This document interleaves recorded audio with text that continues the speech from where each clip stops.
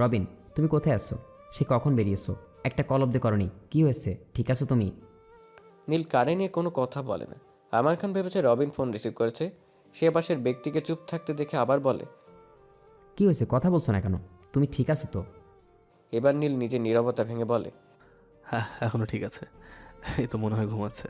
কতক্ষণ এভাবে থাকবে আমি তা বলতে পারছি না। নীলের কণ্ঠ শুনে আরমান খান নীলকে চিনে ফেলে। আমান খান নীলের কণ্ঠ শুনেই ভয় পেয়ে যায়, ঘাবড়ে যায়। সে আমতা করে বলে, তুমি? কেন? চিনতে কি অসুবিধা হচ্ছে মিস্টার খান? আমার ছেলের সাথে কি করছো তুমি? এপাশ থেকে নীল রিল্যাক্সে বলে, তেমন কিছুই না, তবে অনেক কিছু করার ইচ্ছে আছে। মিস্টার খান, এক ছেলের জন্য ভাবলে হবে? আরেক ছেলের জন্য ভাবতে হবে না? তা বড় ছেলে আমান খান ঠিক আছে তো? শুনলাম সে এখন সুস্থ, নাকি তার সাথে আবার? নীল আর কিছু বলেন। আমান খান ভয় পেয়ে যায় নীলের মুখে আমানের নাম শুনে। নীল কী করে জানলো আমানের কথা? সে অনেক চিন্তিত হয়ে পড়ে। আমান খান মাথায় হাত দিয়ে বসে পড়ে, আস্তে করে বলে, তোমার কি চাই? তোমার কি চাই আমাকে তো? আমি আসছি। কোথায় আসতে হবে বলো। ওয়াও, এত তাড়াতাড়ি বুঝে গেলে! এই জন্য তো তোমাকে আমি একটু বেশি পছন্দ করি। Like you. ওকে, তাহলে জায়গা মতো দেখা হচ্ছে, বাট নো চালাকি। নীল আর কিছু বলে না, ফোন রেখে দেয়। তারপর একটা ঠিকানা দেয় আমান খানকে, সেখানে তাকে আসতে হবে। আমান খান ভাবছে কি করবে সে। তখনই তার ফোনে সিঙ্গাপুর থেকে ফোন আসে। তারা জানায় আমান হাসপাতালে নেই, আমানকে কোথাও পাচ্ছে না। আমান সুস্থ হয়ে আগের অবস্থায় ফিরেছে 2 দিন, আর এখনই সে গায়েব। আমান খান এই নিউজটা শুনে পুরোপুরি ভেঙে পড়ে, ভাবে নীল এই কাজ করেছে। আমান খান কী করবে বুঝতে না পেরে সম্পূর্ণ বিষয়টা পুলিশকে জানিয়ে দেয়, তবে গোপনে। সে গোপনে পুলিশ নিয়ে যাবে ভাবে। আমানও বিপদে আর রবিনও বিপদে, এই কথাটা ভেবেই সে কী করবে তা ভুলে যায়। সে সময় বিলম্ব না করে প্ল্যান করে বেরিয়ে পড়ে। এদিকে হাই অ্যালার্ট হয়ে পুলিশ ফোর্স নিয়ে বের হয় কলরব। সে তার ফোর্সকে উদ্দেশ্য করে বলে, সবাই খুব সতর্ক থাকবে। আজ যে করেই হোক প্রমাণ সহ হাতে নাতে নীলকে ধরতে হবে। এটাই আমাদের মোক্ষম সুযোগ। এই সুযোগ যে করেই হোক কাজে লাগাতে হবে। So careful. গন্তব্যের স্থানে পৌঁছে যায় আরমান খান। আরমান খান ফলো করে পুলিশ ফোর্স। গন্তব্যের স্থানে পৌঁছে আরমান খান কাউকে খুঁজে পায় না। সে ওদিক ওদিক খুঁজতে থাকে, কিন্তু কারো দেখা মেলে না। সে একটা গুদাম ঘরে প্রবেশ করে, কিন্তু সেখানেও কেউ নেই। সে সব দিক খুঁজেও কাউকে পায় না। আরমান খান বুঝতে পারছে না তাকে কেন এখানে আসতে বলা হয়েছে। কেউ তো নেই এখানে, তাহলে একা একা তার কী কাজ? আরমান খান চিন্তিত হয়ে বসে পড়ে। তখনই অচেনা নাম্বার থেকে একটা ফোন আসে। আরমান খান অন্যমনস্ক থাকা সত্ত্বেও ফোন তুলতে দেরি করে না। সে ফোন তুলতে ওপাশ থেকে বলে, মিস্টার খান একা আসতে বলেছিলাম, আর তুমি তো সাথে করে পুরো পুলিশ ফোর্স সাথে করে নিয়ে এসেছো। বলেছিলাম কাউকে জানাবে না, কিন্তু নীল এতটুকু বলে থেমে যায়। আমান খান বুঝতে পারলো না নীল এই খবর কি করে জানলো। সে যে পুলিশকে বিষয়টি জানিয়েছে তা নীল কি করে জানলো? কিন্তু সে তো কাউকে বলেনি পুলিশ ছাড়া। তাছাড়া পুলিশ তো তার সাথে আসেনি, তাকে ফলো করে এসেছে, তাও গোপনে, যাতে কেউ সন্দেহ না করে। তাছাড়া বিষয়টা লুকিয়ে রাখা হয়েছিল, তাহলে কি করে জানলো? আমান খান চালাকি করে নীলকে বুঝতে না দিয়ে বলে, কি বলছো? আ- আমি কেন পুলিশকে জানাবো? আমি তো একা এসেছি। তোমার কথা ভুল হচ্ছে। আমান খানের কথা শুনে ফোনের অভ্যাস থেকে নীল উচ্চস্বরে হাসতে শুরু করে। আমান খান ভয়ে ঢোক গেলে বুঝতে পারছে না কি করে নীলকে বোঝাবে। নীল যে এত বিচক্ষণতার সঙ্গে কাজ করবে বুঝতে ভুল হয়েছে আরমান খানের। নীল নিজের হাসি থামে সিরিয়াস হয়ে বলে, ও তাই নাকি? আমার বুঝতে ভুল হচ্ছে।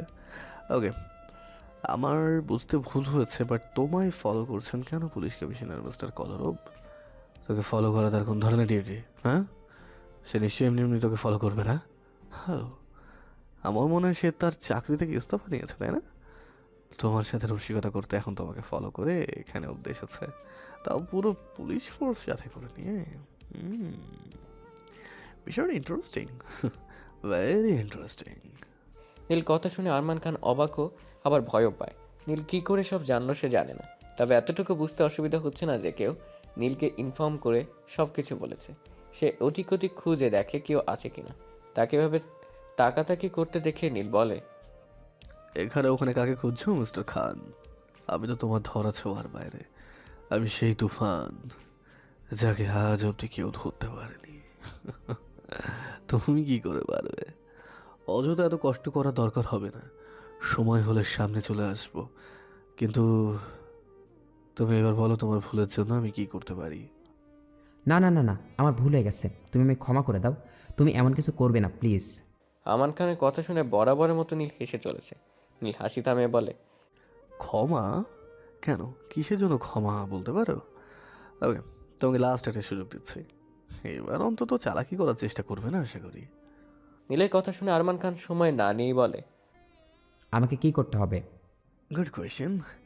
এই মুহূর্তে যেখানে বসে আছো আগে সেখানে গিয়েই লুকিয়ে পড়ো। পুলিশ এদিকে আসছে, পুলিশের মধ্যে যেন কেউ তোমাকে খুঁজে না পায়, কথাটা মনে থাকে যেন।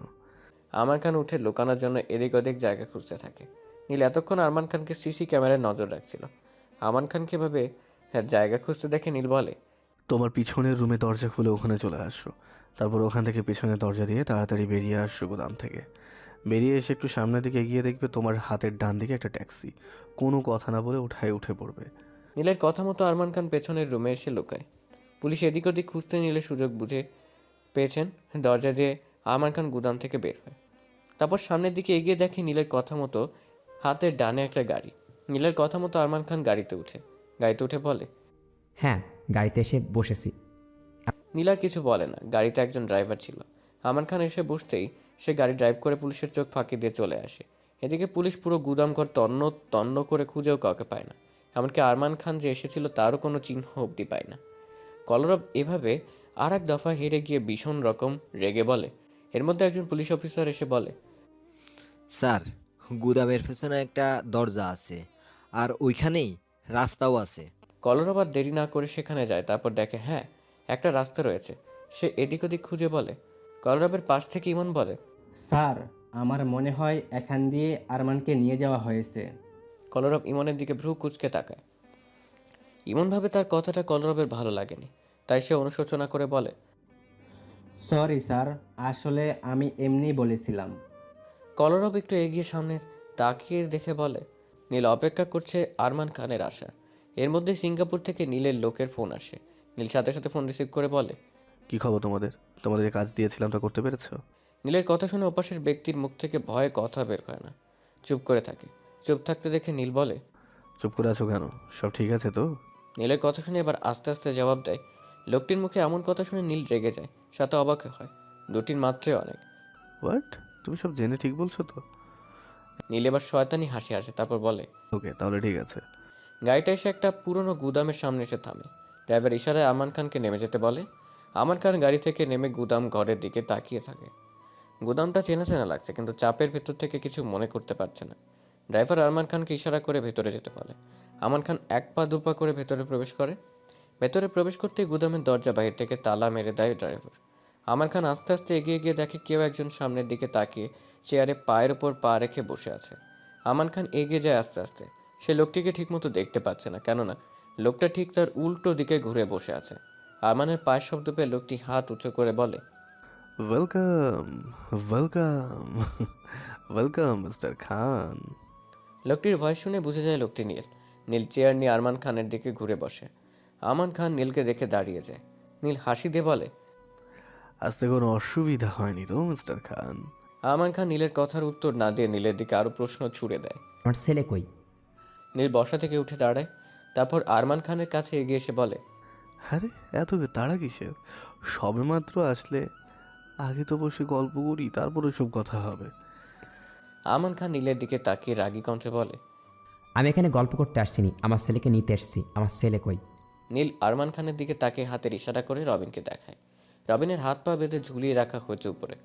দাঁড়ানোর জন্য পায়ের নিচে একটা বড় ড্রাম অবশ্য রয়েছে। ড্রামটা সরিয়ে দিলে রবিন ফাঁসির দড়িতে ঝুলবে। আরমান খান ছেলেকে ভাবে দেখে দৌড়ে ছেলের কাছে যেতে নিলে দুজন লোক এসে আরমান খানকে বাধা দেয়। নীল হাতের তুড়ি বাজিয়ে আরমান খানের ধ্যান নিজের দিকে ফিরিয়ে এনে বলে, এত তাড়াতাড়ি ছেলেকে নিয়ে চলে যাবে? আমার সাথে বোঝাপড়া করবে না? আমান খান দাঁড়িয়ে যায় নীলের কথা শুনে। নীল ইশারা করে আমান খানকে বসার জন্য চেয়ারম্যানের হেগিয়ে দেয়। নীলের জন্য চেয়ার রাখে আর মাঝখানে টেবিল রাখে। নীল এসে আরমান খানের সামনে বসে। কলরব এদিক ওদিক খুঁজে চলেছে আরমান খানকে, কিন্তু খবর নেই তার। কলরব রাস্তা দিয়ে অনেকজনকে জিজ্ঞাসাও করেছে, সবার মুখে একই কথা, দেখেনি। আর এখান দিয়ে অনেকেই যাওয়া আসা করে, তাই চেহারা দেখে রাখা মুশকিল। কলরব উপায়ন্তর না পেয়ে আশেপাশে খুঁজতে থাকে। রবিনের জ্ঞান ফিরে রবিন নিজেকে ফাঁসির মঞ্চে দেখে ভয়ে নাচানো শুরু করে দেয়। রবিন ছোটার জন্য লাফালাফি শুরু করে দেয়। শেষে না পেরে সামনে আরমান খানকে দেখে কান্না জড়িত কণ্ঠে বলে, ড্যাড, আমাকে বাঁচাও, ড্যাড আমাকে বাঁচাও, প্লিজ আমাকে বাঁচাও ড্যাড, এভাবে ভয় হচ্ছে আমার। আমান খান ছেলের মুখের পানে তাকিয়ে কিছু বলতে পারে না। তার হাতে এখন আর কিছু নেই, দড়ির মাথায় নীলের হাতে। নীল টানলে আসবে আর না টানলে নড়বেও না, এরকমই হয়েছে বিষয়টা। নীল রবিনকে এভাবে লাফালাফি করতে দেখে বলে, মিস্টার খান অবুঝ ছেলেকে বোঝাও। আহ, তুমি কি বুঝিয়ে চুপ করাবে? তুমি তো নিজেই অবুঝ, আমি চুপ করাচ্ছি। কথাটা বলে নীল বন্দুক হাতে নিয়ে রবিনের দিকে শ্যুট করে দেয়। রবিন ভয়ে চোখ বন্ধ করে নেয়, সাথে আরমান খানও। একটু পর রবিন চোখ খুলে দেখতে পায় সে মরেন, জীবিত আছে। নীল রবিনের দিকে রাগী দৃষ্টিতে তাকিয়ে বলে, ভেবো না মিস হয়ে গেছে, মিস করেছি, পরের বারে এমন হবে না।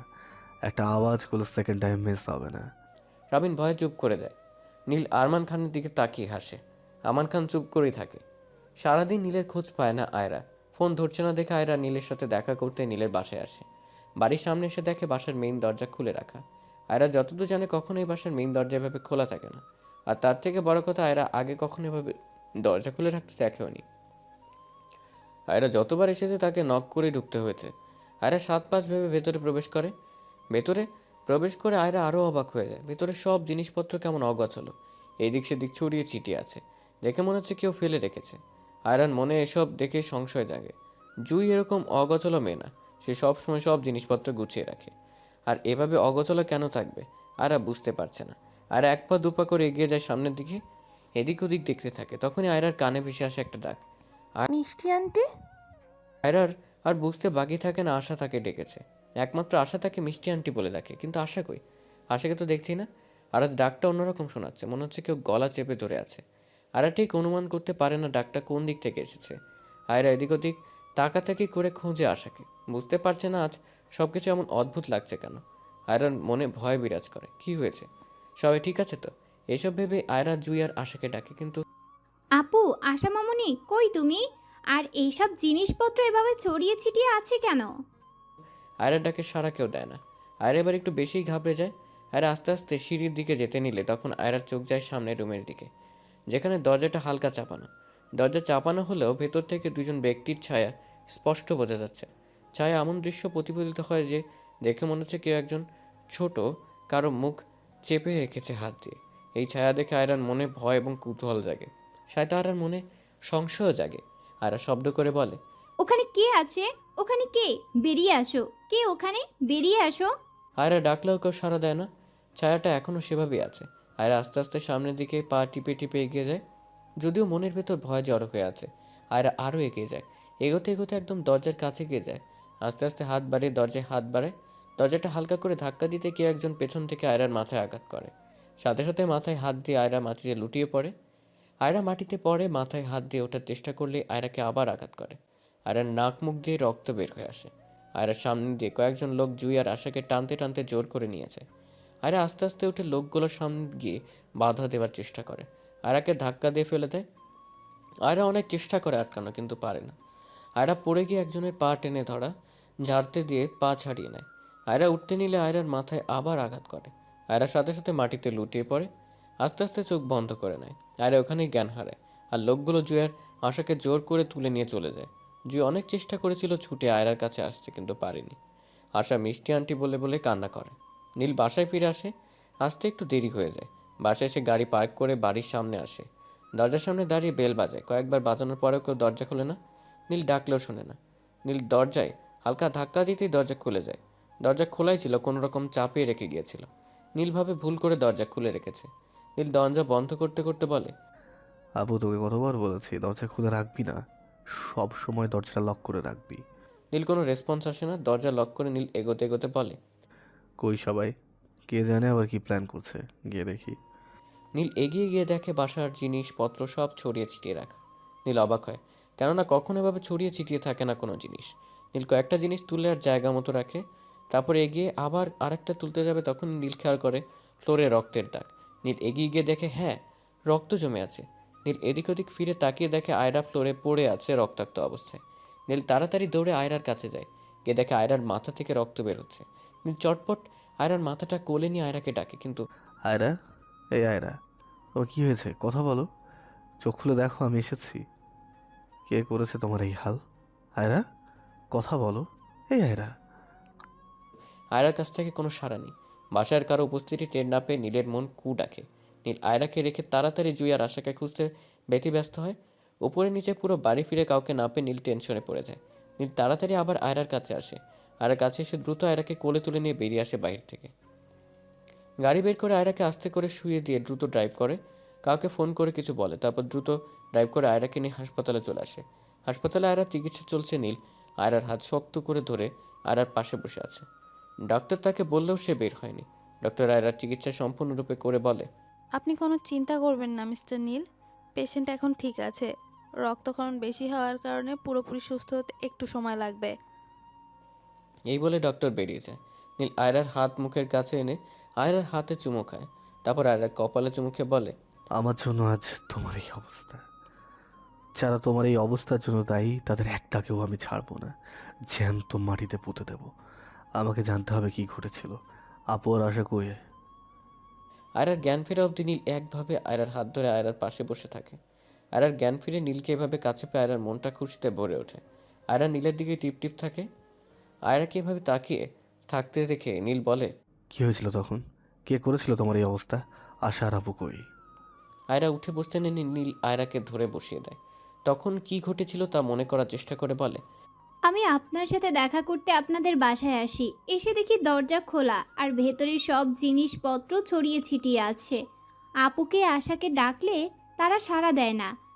উপরে তাদের খুঁজতে যেতে নিলে পাশের রুমে দেখি কাউকে দেখা যায়। কে আছে জানতে চাইলে বলে না। কে ওখানে দেখতে আমি এগিয়ে যাই ওখানে। পরে দরজা ধাক্কা দিয়ে ভেতরে ঢোকার আগেই পেছন থেকে আমার মাথায় আঘাত করে। আমি চেষ্টা করেছিলাম ওদের হাত থেকে আপু আর আশাকে বাঁচাতে, কিন্তু আমি পারিনি। ওরা আমাকে মেরে আপু আর আশাকে তুলে নিয়ে গেছে। আয়রা মুখে সব ঘটনার বর্ণনা শুনে নীল অনেক রেগে যায়। আয়রা কান্নায় ভেঙে পড়ে সব বলে। নীল আয়রার মাথাটা বুকে নিয়ে হাত বোলাতে বোলাতে বলে, ওরা কারা? আমি জানি না, ওদের সবার চেহারা আমি দেখতে পাইনি। যাদের চেহারা দেখেছি তাদের আমি চিনি না, কিন্তু দেখলে চিনতে পারবো। যে করেই হোক আপনি আপু আর আশাকে ওদের হাত থেকে ফিরিয়ে আনুন। আপু আর আশাকে ওদের হাত থেকে বাঁচান। ওরা অনেক খারাপ, আপু আর আশার ক্ষতি করে দিবে। নীল আয়রার মাথায় হাত বোলাতে বোলাতে বলে, তুমি চিন্তা করো না, আমি বেঁচে থাকতে আমার বোন আর আশার বিন্দু মাত্র ক্ষতি হতে দেবো না। আয়রা নীলের বুকে মাথা রেখে কান্না করে।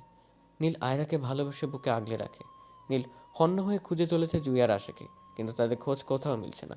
নীল অনেক খোঁজাখুঁজির পর হাসপাতালে আয়রার পাশে এসে বসে, মাথায় হাত দিয়ে চিন্তা করছে কে এই লোক যে তার বোনকে কিডন্যাপ করেছে। মনে মনে ভেবে নিয়েছে সে যেই হোক তার রক্ষে নেই। নীল একটু হিসাব গুলিয়ে যাচ্ছে। একদিন হতে চললো কিন্তু কারো কাছ থেকে কোনো ফোন অবধি আসেনি। নীল এসব ভাবছিল, তখন আয়রা নীলের মাথায় হাত বুলিয়ে দিয়ে বলে, কি ভাবছেন আপুর কথা? চিন্তা করবেন না, আল্লাহ আছে তো, তাদের কিচ্ছু হবে না। নীল আয়রার দিকে এক নজরে তাকিয়ে চুপ করে থাকে। নীলভাবেই বসা অবস্থায় ঘুমিয়ে পড়ে। আয়রাও ঘুমিয়ে পড়ে। কখন ঘুমিয়ে পড়েছে টেরও পায়নি।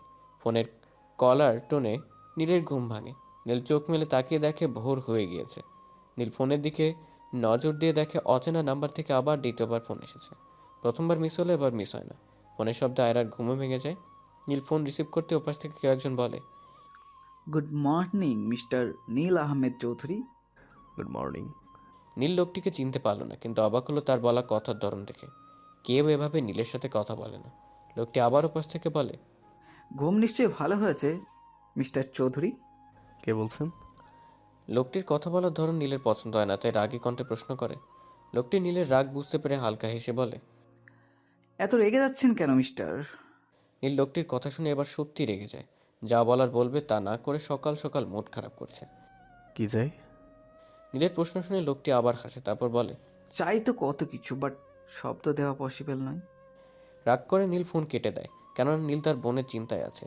ফোন কেটে দেওয়ার পর আয়রা বলে, কি বলল লোকটা? তেমন কিছু না। ওহ, তার লোকটা কে? জানি না। পুরো কথা শেষ করার আগে নীল থেমে যায়। আয়রার দিকে তাকিয়ে ভাবে, কিছু একটা ভাবার পরে বলে, ভয়েসটা চেনা চেনা মনে হচ্ছে। বলে নীল একটু জোর করে মনে করার চেষ্টা করে। কানে বাদে নীল লোকটিকে চিনতে পেরে যায়। নীল রেগে আগুন হয়ে যায় এক মুহূর্তে। ফোনটা হাতে নিয়ে ওই নাম্বারে ফোন করে।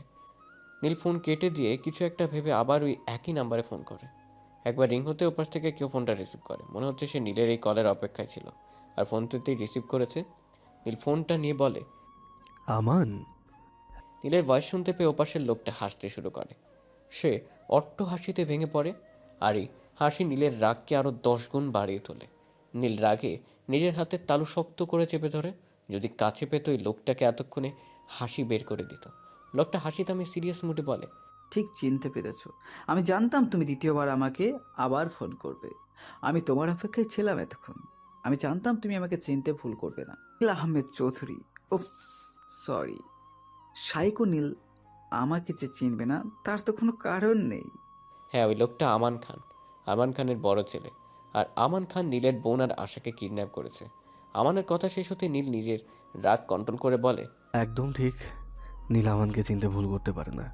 আমার সত্যি গর্ব হচ্ছে তোমাকে নিয়ে এতদিন পর আবার কথা হচ্ছে। মরে গিয়েও আবার ফিরে এসেছো। সত্যি জিনিয়াস ব্যাপার। নীলের কথা শেষ হতে আমান হালকা হাসে, হালকা হেসে উত্তর দেয়, হ্যাঁ, কার ভাগে কি লেখা আছে সেটা তো বলা যায় না। তবে এবার ভাগ্য বদলেও যেতে পারে। হয়তো সেটা সাইকো নীলের ধ্বংস। আমানের এমন কথায় নীল এবার হাসতে শুরু করে। আমান তাকে ধ্বংস করার কথা বলছে। কথাটা ভেবে নীল রাগের মাঝেও হাসতে শুরু করে। নীল হাসি থামিয়ে বলে, নীলের ধ্বংস, এই কথাটা ভাবাও বোকামি।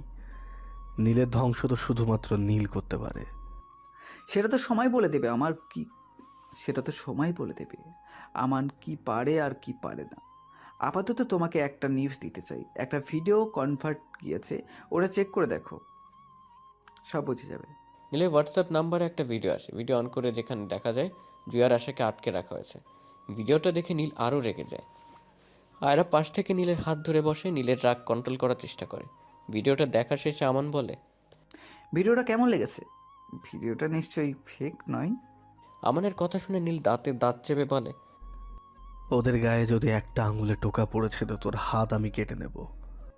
আরে ব্রো, কুল কুল কুল। আমি তো তোমার কথা শুনেই ভয় পেয়ে গেলাম। এবার আমার কি হবে? বলে আমান হাসতে শুরু করে। কথাটা আমান মশকরা করে বলে। নীল রাগের চোখ বন্ধ করে চুপ করে থাকে। আমান হাসি থামিয়ে বলে, যদি তুমি চাও তোমার বোন আর তোমার আশার কিছু না হয় তাহলে খুব দ্রুত আমার ড্যাড ও ভাইকে নিয়ে আমার দেওয়ার ঠিকানায় চলে আসো। যত দেরি হবে তত কষ্ট পেতে হবে তোমার আর ছোট্ট বেবিটাকে। বলে আমান ফোন কেটে দেয়। নীল রাগে হাতের কাছে যা পায় তা ভাঙচুর করতে শুরু করে। আয়রা চেয়েও নীলকে ফেরাতে পারে না। নীলের কথা ভেবে আয়রা কান্না করতে শুরু করে। নীল সব শেষে বসে পড়ে, একদম চুপ করে থাকে। আয়রা এগিয়ে গিয়ে নীলের গা ঘেঁষে বসে নীলের হাত শক্ত করে ধরে। আমান ফোন কেটে দিতে জুই উচ্চ স্বরে হাসতে শুরু করে। আমান জুইয়ের হাসির কারণ বুঝতে না পেরে জুইয়ের দিকে তাকিয়ে থাকে। সে জানে না জুই কেন হাসছে। জুই হাসতে হাসতে বলে, ভুল করলে, বড় ভুল করলে আমার ভাইকে ডেকে নিজের মৃত্যুকে ডাকলে তুমি। জুয়ের কথা শুনে আমান রেগে যায়। এত বড় সাহস তার, সামনে বসে তাকেই ভয় দেখায়। আমান রেগে জুয়ের চুল মুঠো করে ধরে দাঁতে দাঁত চেপে বলে, কে কাকে মারে আজ নিজের চোখের সামনে দেখবি। আসতে দে ওকে। শক্ত করে জুয়ের চুল টেনে ধরে। জুই ব্যথা পেলেও হাসতে হাসতে বলে, আমার ভাই এমন এক তুফান যা কাউকে বলে কয়ে আসে না। যখন যেখানে হানা দেয় সেখানে সব ধ্বংস করে চুরমার করে দেয়। তেমনি আজ তোমার ধ্বংস নিশ্চিত। স্বেচ্ছায় নিজেই নিজের মৃত্যুকে ডেকে আনলে, নিজের ইচ্ছায় নিজের ধ্বংস ডেকে আনছো। ভুল করলে, ওকে না জানিয়ে আমাদের মেরে ফেললে তোমার ভালো হতো। বড্ড ভুল করলে তুমি। আমান এবার বেশি রেগে জুয়ের গালে থাপ্পড় মেরে দিয়ে বলে, আমান কাউকে ভয় পায় না। আমান কি করতে পারে আজ পুরো জগৎ দেখবে। ভুলে যাও এই কথা। একটা বুলেট তোমার কি হাল করেছিল মনে নেই সেই কথা? আজ না জানি কি হয়। তোমার পাপের ঘোড়া পূর্ণ হয়ে গিয়েছে। পাপের সাজা পেতে প্রস্তুত হও। আমান আবার জুয়ের গালে থাপ্পড় মারে। জুয়ের গাল ফেটে হালকা রক্ত বের হয়ে আসে। আমান রেগে জুয়ের চুল মুঠো করে ধরে বলে, চুপ, একদম চুপ। একটা কথা বললে সবকটাকে মেরে মাটিতে পুঁতে দেব। জুয়ের কিছু না বলে চুপ মেরে যায়। যতই সাহস দেখা, কিন্তু ভয় হচ্ছে মেয়েকে নিয়ে, ভাইকে নিয়ে। নিজেকে নিয়ে জুয়ের কোনো ভয় নেই, কেননা সে অনেক আগেই মরে গেছে। তার ভেতরে আত্মা মরে গেছে। যেদিন রবিন তাকে ফিরিয়ে দিয়েছে সেদিন আমানের দেওয়া ঠিকানায় নীল চলে আসে। সাথে করে আরমান খান আর রবিন খানকে নিয়ে আসে। নীল গন্তব্যস্থানে পৌঁছে দেখতে পায় সামনে পুরনো একটা বাড়ি। বুঝতে পারে এখানেই জুইকে আটকে রাখা হয়েছে। নীল বাড়িটা ভালো করে একবার দেখে গাড়ি থেকে নামে। তারপর ইশারা করে আরমান আর রবিনকে নামতে বলে। তারা নামতেই নীল তাদের দুজনের দিকে বন্দুক তাক করে ধরে। তারপর ইশারায় সামনে এগিয়ে যেতে বলে। আরমান খান আর রবিন হাত উঁচু করে ধীর পায়ে এগিয়ে যায়, আর নীল তাদের দিকে বন্দুক তাক করে এগিয়ে যায়। নীল আস্তে আস্তে ভেতরে প্রবেশ করে। আমানের বর্ণনা শুনে নীল পৌঁছে যায় আমানের কাছে। নীল আমানের কাছে এসেও আরমান আর রবিনের দিকে বন্দুক তাক করে আছে। নীলকে দেখে আমান দাঁড়িয়ে যায়। দাঁড়িয়ে একটু সামনে এগিয়ে এসে বলে, মিস্টার নীল, স্বাগতম স্বাগতম। আমি জানতাম তোমার সাথে আমার আবার দেখা হবে। ভাগ্য যেটা চায়, কিন্তু এভাবে তা কখনো ভাবিনি। নীল আমানের কথায় কর্ণপাত করে না। নীলের ধ্যান ধারণায় জুই আর আশা। চোখের সামনে জুই আর আশাকে না পেয়ে নীল এদিক ওদিক ওদের খোঁজে, কিন্তু তাদের না দেখে নীল বলে, আমার বোন কই?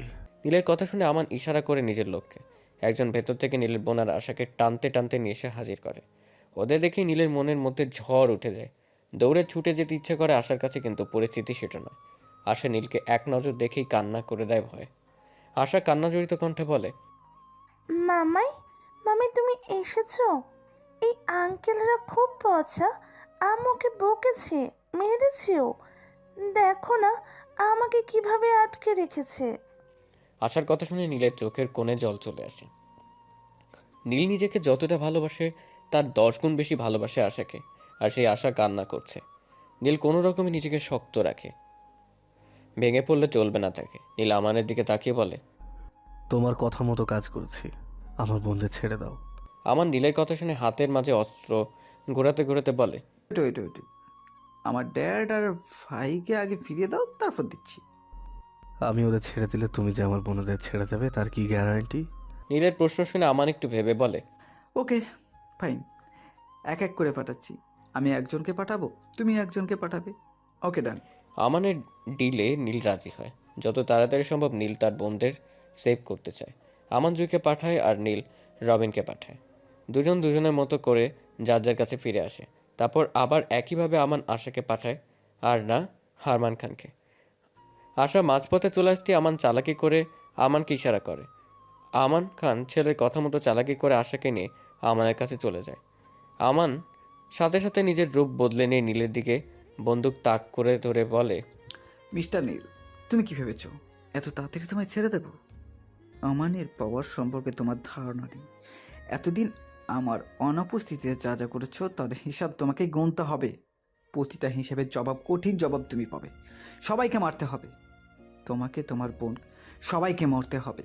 তোমাকে, তোমার বোনকে, সবাইকে। প্রস্তুত হও সবাই। আশাকে নিয়ে যেতেই জুই এক প্রকার ভেঙে পড়ে। সে কান্না করতে শুরু করে। এদিকে আশাকে আটকে রাখা হয়েছে, আর নীল আমানের কথা শুনে হাসতে শুরু করে। জুই তো তার মেয়ের জন্য কান্নায় ভেঙে পড়ে, কিন্তু নীলের হাসি দেখে জুই অবাক হয়ে নীলের দিকে তাকায়। আমানও অবাক দৃষ্টিতে নীলের দিকে তাকায়। নীল হাসতে হাসতে বলে, ও তাই নাকি? নীলের হাসি আর কথা শুনে আমান রেগে আশার মাথায় বন্দুক তাক করে ধরলে আমান খান বাধা দেয়। আমান এতে আরও বেশি অবাক হয়। আমার কিছু বলবে তার আগে আরমান খান বলে, তুমি এমনটা করবে না, আমি বলেছি। আমান নিজের পিতার মুখের দিকে তাকিয়ে থাকে। সে তার পিতাকে বুঝতে পারছে না আসলে সে কেন বাধা দিচ্ছে। আমান কারণ জানতে বলে, কিন্তু কেন ড্যাড? আরমান খান চুপ করে থাকে, সাথে রবিনও। আমান কিছু বুঝতে পারছে না। এদিকে নীল চুপ করে দাঁড়িয়ে আছে। সবাইকে চুপ থাকতে দেখে আমান কিছু বলবে তার আগে আরমান খান নিজের জামার একাংশ সরিয়ে আমানকে দেখায়। আমান খানের শরীরের সাথে বোম ফিট করে রাখা। আমান তা দেখে সাথে সাথে দূরে সরে যায়। আমান যেন ঝাটকা খেল। রবিনও দেখায় তার সাথেও একভাবে বোম ফিট করে রাখা, আর যার রিমোট নীলের হাতে। জুইও অবাক হয়, সাথে ভয়ও পায়। নীল রিমোটটা বের করে সবার সামনে তুলে ধরে। আমানের হাত থেকে ছাড়া পেয়ে আশা দৌড়ে তার মায়ের কাছে চলে আসে। নীল রিমোট হাতে নাড়াচাড়া করতে করতে বলে, বাংলায় একটা প্রবাদ আছে, বেশি চালাকের গলায় দড়ি। নীলকে তোমার বোকা মনে হয়? কি ভেবেছিলে নীল তোমার চালাকি বুঝতে পারবে না? আমি প্রথম থেকে জানতাম আমান খান এমনি এমনি চুপ থাকার নয়, সে কোনো না কোনো চালাকি করবে। তাই তো এত সব ব্যবস্থা। তুমি যদি হও তেঁতুল, তাহলে আমি বাঘাউল। নীল কথাগুলো বলতে বলতে সামনে আসে। আমার আর কিছু বলার সাহস পায় না, সাহস দেখায় না। এভাবে ফাঁসতে হবে জানলে বড়সড় প্ল্যান করতো।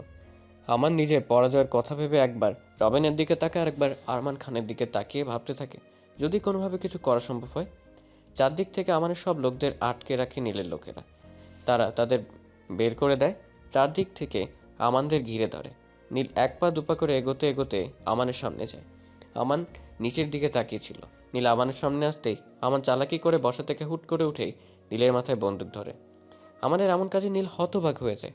আমার নীলের দিকে বন্দুক তাক করে ধরে রেখেই বলে, যদি মরতে হয় তাহলে তোকে সাথে করে নিয়ে মরবো।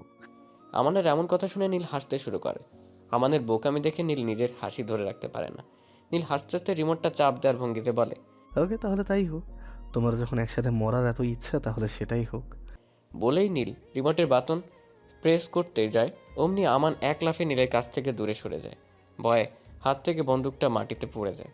লাফ দিয়ে দূরে গিয়ে ভয়ে চোখ বন্ধ করে ফেলে। না না না, প্লিজ এমন করো না। আমাদের এমন ভয় দেখে নীল হাসতে হাসতে গড়াগড়ি খায়। নীল হাসতে হাসতে আমানের দিকে এগিয়ে যায়। আমার স্তব্ধ হয়ে বসে আছে, কিছু বলছে না, একদম চুপ করে বসে আছে মাথা নিচু করে। নীল এগিয়ে গিয়ে একটা চেয়ার টেনে পায়ের উপর পা তুলে বসে, আর এদিকে আমান একা একা কিছু একটা ভেবে বসা থেকে উঠে দাঁড়ায় বন্দুক হাতে। নীল তাকিয়ে আছে আমানের দিকে। সে দেখছে আসলে আমান করছেটা কি। আমান সবাইকে অবাক করে দিয়ে নিজের ভাই আর বাবার দিকে বন্দুক তাক করে ধরে। নীল সহ সবাই বেশ অবাক হয় আমানের এই কাজে। আসলে রিয়াকশনের মানে কেউ জানে না। রাবিন ভয়ে বারবার না করে। আমান দুজনের দিকে বন্দুক তাক করে ধরে বলে, তোমাদের জন্য আমাকে আজ ফাঁসতে হয়েছে। আমি বাঁচতে চাই। আমার যদি কিছু হয়, তোমরা তাই হবে। তোমাদের আমি ছাড়বো না। নীল তাকিয়ে তাকিয়ে দেখছে শুধু, কিছু বলছে না। আমাদের মাথা খারাপ হয়ে গেছে, কি করছে নিজেও ঠিকভাবে জানে না। এদিকে আরমান খান আমানের কাজ দেখে আমানের দিকে এগিয়ে এসে বলে, তুমি কি করছো? এই জন্য এতদিন তোমাকে লুকিয়ে বাঁচিয়ে রেখেছি। আমার এই প্রতিদান দিচ্ছ আজ? তুমি ভুলে গেছো পেছনের সব কথা? ভুলে গেছো আমি তোমার জন্মদাতা পিতা? আমান খানের এসব কথা শুনে আমান বন্দুক নিচু করে আরমান খানের কাছে এগিয়ে গিয়ে বলে, ড্যাড, আই এম সরি। আমি বাঁচতে চাই। আমি এখান থেকে যেতে চাই। আমাদের কথার জবাবে আরমান খান কিছু বলে না। সে একদম চুপ করে থাকে। নীল হাতের তুড়ি বাজিয়ে সবার দৃষ্টি আকর্ষণ করে। আরমান আমার নীলের দিকে ফিরে তাকায়। নীল সবাইকে উদ্দেশ্য করে বলে, এখান থেকে যেতে হলে একটা গেম খেলতে হবে আমার সাথে। যে গেমে জিতে যাবে তাকে যেতে দেওয়া হবে। নীলের কথা শুনে আমান দৌড়ে নীলের কাছে যায়। আমান খান বুঝতে পারে এটা নীলের চাল। সে আমানকে নিষেধ করে বলে, আমান শোনো আমার কথা। ওর কোনো চালে তুমি পা দিও না। ও ভয়ঙ্কর থেকেও ভয়ঙ্কর। তুমি ভুল করছো। আমান আমার কানে কোনো কথা শোনে না। তার মাথায় আর এখন ভালো মন্দের কোনো পার্থক্য নেই। সে নীলের কাছে গিয়ে বলে, কি গেম? আমি রাজি। সব গেম খেলতে আমি রাজি। নীল আরমান খানের দিকে তাকে শয়তানি হাসি আসে। নীল জানতো আমান আরমান খানের কোনো কথা শুনবে না। তার মাথায় এখন শুধু এখান থেকে বের হবার ধ্যান। এছাড়া অন্য কিছু সে অনুমান করতে পারছে না। আর যার কারণে এত বছর ঘুমায় থাকার পর এভাবে চাপে পড়া, মাথায় অতিরিক্ত চাপ পড়া। নীল আমানের দিকে তাকিয়ে বলে, ওকে, তাহলে শুরু করা যাক গেম। হ্যাঁ। কলরব তার পুলিশ ফোর্স নিয়ে আরমান খানের খোঁজ চালাচ্ছে। আমান খানকে যে কোনো মূল্যেই হোক তাদের বাঁচাতে হবে। তারা সব ধরনের চেষ্টা করে প্রমাণ জোগাড় করতে অসমক্ষ হচ্ছে। প্রমাণের কথা ভেবে ইমন বলে, স্যার, আমার মনে হয় আমাদের মধ্য থেকে কেউ নীলকে আমাদের ইনফর্ম জানিয়ে দেয়। তা না হলে একেবারে এভাবে সব প্রমাণ লুটিয়ে ফেলে সময় মতো পালানো এত সহজ না। ইমনের কথা শুনে কলরব ইমনের দিকে অন্যরকম দৃষ্টিতে তাকায়। এভাবে তাকানোর কারণ ইমন সুন্দর একটা কথা বলেছে। কলরবের তাকানো দেখে ইমন ভাবে সে ভুল কিছু বলেছে, তাই মাথা নিচু করে দেয়। কলরব ইমনকে অবাক করে দিয়ে বলে, তোমার ধারণাই ঠিক।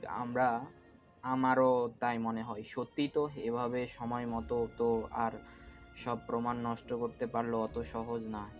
আগে এই বিষয়ে ভাবিনি আমরা কেউ, কিন্তু এখন এমন একটা সময় যে এই বিষয় নিয়ে তদন্ত করতে গেলে আরমান খানকে বাঁচাতে পারবো না। বলতে গেলে আমাদের কাছে তেমন সময় নেই। যা করার এভাবেই এগোতে হবে। এক কাজ করো, আমরা দলে বিভক্ত হয়ে চারদিকে ইনফর্ম দিয়ে দেখি যদি কিছু জানা যায়। Okay sir. কলরব আর ফোর্সকে কয়েকটা দলে বিভক্ত করে দেয় এবং এক এক দলকে এক এক দিকে খোঁজার জন্য পাঠানো হয়। নীল তার চালা জালে আমানকে ফাঁসিয়ে নেয়। শুধু যে ফাঁসিয়ে নেয় এমনটি নয়, আমান পুরোপুরি ফেঁসে যায়। সেখান থেকে বেরিয়ে যাওয়ার জন্য সব করতে প্রস্তুত। নীল তার জন্য একটা গেমের সব রকম ব্যবস্থা করে। সব রকম ব্যবস্থা করার পর আমানকে জানা হয়। আমান এসে দেখে রবিনকে বাঁধা অবস্থায় দাঁড় করিয়ে রাখা হয়েছে। আমান কিছু না বুঝতে পেরে নীলের দিকে তাকায়। নীল বসা থেকে উঠে বলে, গেম খেলার জন্য প্রস্তুত? নীলের কথা শুনে আমান কোনো সংকোচন না রেখেই বলে, হ্যাঁ। নীল চোখের ইশারা করে। চোখের স্কুলে করতেই একজন রবিনের কাছে এসে রবিনের মাথার উপর থেকে একটা আপেল রাখে। নীল রবিনের মাথার উপরের আপেল দেখিয়ে দিয়ে বলে, যদি এক চান্সে অ্যাপেলটা নিশানা করতে পারো তাহলে আমি তোমাকে এখান থেকে মুক্ত করে দেবো। তবে মনে রাখতে হবে, একটাই চান্স। বলে নীল আমানের কথা বন্দুক এগিয়ে দেয়। আমান কি করবে বুঝতে পারে না। আমান খান নীলের কথা শুনে আমানকে নিষেধ করে বলে, না আমার না, এমনটা করো না, ভুলে যেও না রবিন তোমার ছোট ভাই। একটু এদিক ওদিক হলে ওর প্রাণহানি হতে পারে, তুমি এমনটা খেলা খেলবে না। আমান কিছু বলে না, চুপ করে থাকে। নীলও চুপ করে আছে। আর ওইদিকে রবিন ভয়ে কাঁপাকাঁপি করছে। তাকে বড়শির টোপ বানানো হয়েছে। আমান রবিনের দিকে তাকিয়ে কিছু একটা ভাবছে। আমানকে কিছু ভাবতে দেখে নীল বলে, কি ভাবছো এত? সময় খুব কম, যা করার তাড়াতাড়ি করো। আমান একবার রবিনের দিকে তাকায় আর একবার নীলের দিকে তাকায়। নীল ভ্রু কুঁচকে তাকায় আমানের দিকে। আমান খান বারবার আমানকে নিষেধ করে। আর রবিন আ আ করে কান্না করে ভয়। আমান একটু ভাবার পর নীলের হাত থেকে বন্দুকটা নিয়ে নেয়। আমি প্রস্তুত। গেমটা এরকম যে রবিনের মাথার উপর একটা আপেল রাখা হয়েছে, আর আপেলের নিশানা করতে হবে। যদি পারে তাহলে এখান থেকে আমানকে মুক্তি দেওয়া হবে। সবকিছু ভেবে আমান গেমটা খেলার জন্য প্রস্তুত হয়। আর এদিকে আরমান খান বারবার আমানকে নিষেধ করছে। আমান একটা সময় রবিনকে দিকে বন্দুক ধরে নিশানা করে। আমান রবিনের দিকে বন্দুক তাক করে ধরে আপেল নিশানা করছে। রবিনের হাত কাঁপছে আপেল নিশানা করতে গিয়ে। আর ওইদিকে রবিন ভয়ে কাঁপছে। নীল পাশে দাঁড়িয়ে আছে। আমানের দিকে নীল ইশারা করে গেম শেষ করার। আমান আপেল নিশানা করতেই চোখ মুখ বন্ধ করে বন্দুকের ট্রিগার চাপ দেয়। আমান চোখ বন্ধ করে ট্রিগার চাপ দেয়। আর ওইদিকে রবিন ভয়ে কাঁপাকাঁপি করছে। ভয় পাওয়াটা স্বাভাবিক, কেননা তাকে টোপ বানানো হয়েছে। আমান খান বারবার আমাকে নিষেধ করে চলেছে, কিন্তু আমান তা কানে নিচ্ছে না। আমান প্রথমবার ট্রিগার চাপ দিতে রবিন ও আরমান খান দুজনেই চোখ বন্ধ করে নেয় ভয়। রবিন তো এটা ভেবে নেয় তার সময় ঘনিয়ে এসেছে, কিন্তু সবাইকে অবাক করে দিয়ে প্রথমবার ট্রিগার চাপ দিলেও বুলেট বের হয় না। রবিন চোখ খুলে যখন দেখে বুলেট বের হয়নি, তখন রবিন হাঁপ ছাড়ে, বড় করে শ্বাস নেয়। সে মৃত্যুকূপ থেকে বেঁচে এক ধাপ এগিয়ে এসেছে। আমার নীলের দিকে তাকায়। তাকানোর উদ্দেশ্য বুলেট কেন বের হলো না তা জানতে চাওয়া। নীল বুঝতে পেরে ইশারা করে আবার ট্রাই করার জন্য। আমানও আবার রবিনের দিকে বন্দুক তাক করে ধরে। রবিন আবার ভয় কাঁপাকাঁপি করতে শুরু করে। এই বুঝি এবার তার প্রাণটা গেল। আমার চোখ মুখ বন্ধ করে আবার ট্রিগার চাপে, কিন্তু আগের মতো এবারও বুলেট বের হয় না। রবিন এই যাত্রায় বেঁচে যায়। আমান এবার আর কারো দিকে না থেকে আবার ট্রিগার চাপে, কিন্তু আগের নাই বুলেট আর বের হয় না। এভাবে আরও একবার ট্রিগার চাপলেও বুলেটের দেখা মেলে না। আমার ভেবেই নাই বন্দুকে হয়তো বুলেট নেই, নাহলে কি চারবার এভাবে মিস হয়। আমার এবার একটু হাসতে হাসতে রবিনের দিকে বন্দুক তাক করে। রবিনও ভেবে নেয় বন্দুকে বুলেট নেই। নীল জাস্ট তাদের ভয় দেখানোর জন্য এমন একটা গেম খেলতে দিয়েছে। তারা ভাবে এটা ভয় দেখানোর জন্য জাস্ট একটা প্ল্যান। এবার আর রবিন ভয় পাচ্ছে না, আর না তো আমানের হাত কাঁপছে। সবাই পুরোপুরি স্বাভাবিক। পঞ্চমবারের মতো আবার ট্রিগার চাপে, কিন্তু এবারও বুলেট বের হয় না আগের মতো। বিষয়টা এবার সবার কাছে ফানি বলে মনে হয়। আমার আর দেরি না করে হাসতে হাসতে আবার ট্রিগার চাপে, কিন্তু এবার আর আগের মতো হয় না। ট্রিগার চাপতে দেরি আছে, বুলেট বের হতে দেরি নেই। ট্রিগার চাপার সাথে সাথে একটা বুলেট বের হয়ে রবিনের মাথা এফোর ওফোর করে দিয়ে চলে যায়। 1 সেকেন্ডের মধ্যে রবিন সাথে সাথে মাটিতে লুটিয়ে পড়ে। আপনি আমানের হাত থেকে বন্দুকটা পড়ে যায়। আমান খান এই দৃশ্য দেখে মাথায় হাত দিয়ে বসে পড়ে। কেউ ভাবতে পারেনি এমন কিছু ঘটবে। আমান 1 পা 2 পা করে রবিনের দিকে এগিয়ে যায়।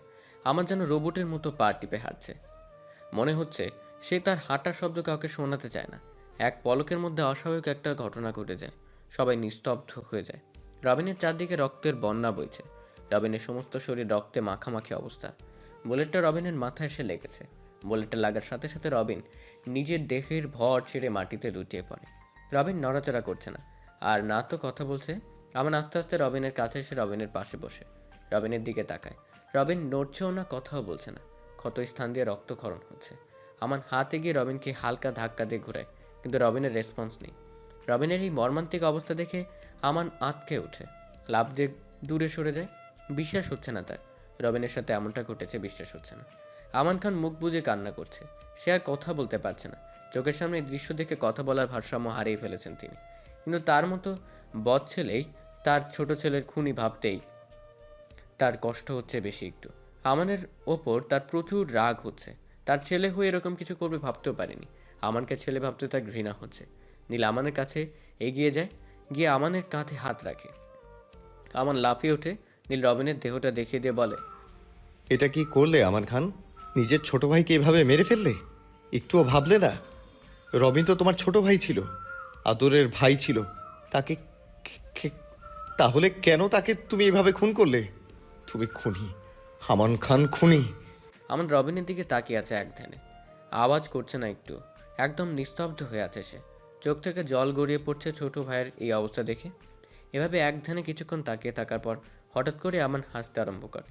আমান বসা থেকে উঠে দাঁড়ায়, হাসতে হাসতে গড়াগড়ি খাচ্ছে। আমান এক প্রকার লাফালাফি শুরু করে দেয়। আরমান খান আমানের দিকে তাকায়। সে বুঝতে পারছে না আমান কেন হাসছে। আমান উচ্চস্বরে হাসতে হাসতে বলে, আমি খুনি, আমি খুনি, আমি খুনি। ঢিঙ্কা চিকা ঢিঙ্কা চিকা ঢিঙ্কা চিকা, আমি খুনি। আমি খুনি। বারবার খুনি বলে বলে আমান দৌড়াদৌড়ি শুরু করে দেয়, লাফালাফি আর হাসতে থাকে। এক একজনের সাথে বাচ্চাদের মতো আচরণ করতে শুরু করে। হ্যাঁ, ঠিক ধরেছেন, অতিরিক্ত চাপে আমান তার ভারসাম্য হারিয়েছে। এত বছর পর কোমা থেকে উঠে এত চাপ সহ্য করতে পারেনি। আমান ভারসাম্য হারিয়ে একটা বাচ্চার মতোই হয়ে গেছে। নীল আমানের দিকে তাকিয়ে আফসোস করে। আমান খান তাকিয়ে আমানের আচরণ দেখছে, তার চোখ বেয়ে জল গড়িয়ে পড়ছে। নীল আরমান খানের কাছে এগিয়ে যায়, তারপর আরমান খানের পাশে বসে। আমান খান নীলের দিকে একবারও তাকায় না, সে তাকিয়ে আছে সামনের দিকে এক ধ্যানে। নীল আমাদের দিকে তাকিয়ে থেকেই বলে, মিস্টার খান, মনে পড়ে সেই দিনের কথা? খুব কষ্ট হচ্ছে দুই ছেলেকে এভাবে দেখে।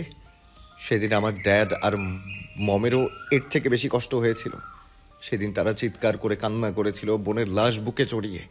কয়েকটা পাষাণ হৃদয়ের মানুষ মিলে আমার পুরো পরিবারকেই কেড়ে নিয়েছিল। সেদিন খুব কেঁদেছিলাম, বোন হারিয়ে, মা হারিয়ে, বাবা হারিয়ে, পরিবার হারিয়ে। আজ তোমার পালা। এতটুকুই বলেই নীল থেমে যায়। নীলের চোখ দিয়ে অঝরে পানি পড়ছে। নীল নিজেকে সামলে নিয়ে চোখের জল মুছে আমান খানকে উদ্দেশ্য করে এলে, এ কি, তুমি কান্না করছো না কেন? চিৎকার করে কান্না করো, সবাই দেখুক আরমান খানের কান্না। উপলব্ধি করো কষ্ট কাকে বলে। আজ তোমার ধ্বংসের দিন, উপলব্ধি করো নিজের ধ্বংসকে। আমান খান নীলের এসব কথা সহ্য করতে পারে না। বয়স্ক মানুষ, তার উপর অতিরিক্ত চাপ, এত চাপ সে সহ্য করতে পারে না। আমান খান বুকে হাত দিয়ে কাশতে শুরু করে, বুকে হাত দিয়ে ছটফট করতে শুরু করে।